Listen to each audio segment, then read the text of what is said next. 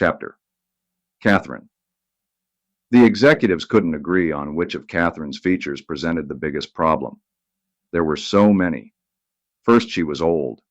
Ancient, at least by Silicon Valley standards. Kathryn was 57. More important, she had no real high-tech experience other than serving as a board member of Trinity Systems, a large technology company in San Francisco. Most of her career had been spent in operational roles with decidedly low-tech companies, the most notable of which was an automobile manufacturer.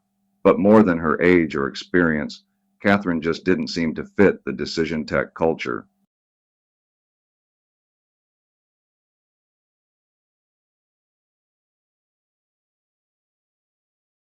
She had started her career in the military, then married a teacher and basketball coach at a local high school.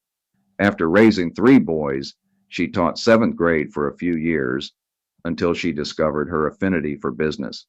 At the age of 37, Kathryn enrolled in a 3-year business school night program, which she completed a semester early at Cal State Hayward, which was not exactly Harvard or Stanford. She then spent the next 15 years in and around manufacturing until her retirement at the age of 54. The fact that Kathryn was a woman was never an issue for the executive team. 2 of them were women themselves. With much of their collective experience coming from the somewhat progressive world of high tech, most had worked for women at some time during their careers. But even if her gender had been a problem for anyone on the team, it would have been dwarfed by her glaring cultural mismatch. There was just no mistaking the fact that on paper, Kathryn was an old-school, blue-collarish executive.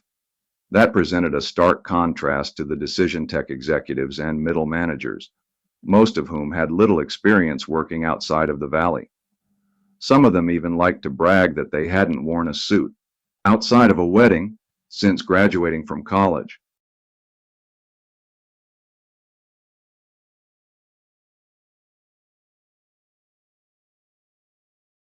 It was no surprise that after first reading her resume, board members questioned the chairman's sanity when he suggested they hire Kathryn, but he eventually wore them down.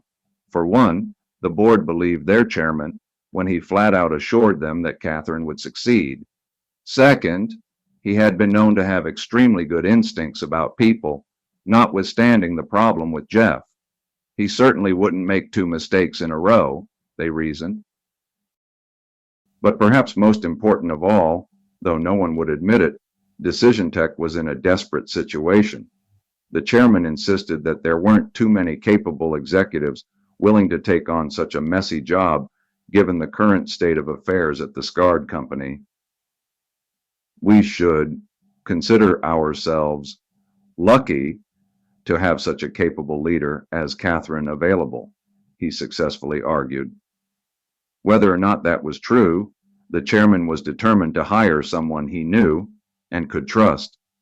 When he called Kathryn to tell her about the job, he certainly could not have known that he would be regretting the decision just a few weeks later.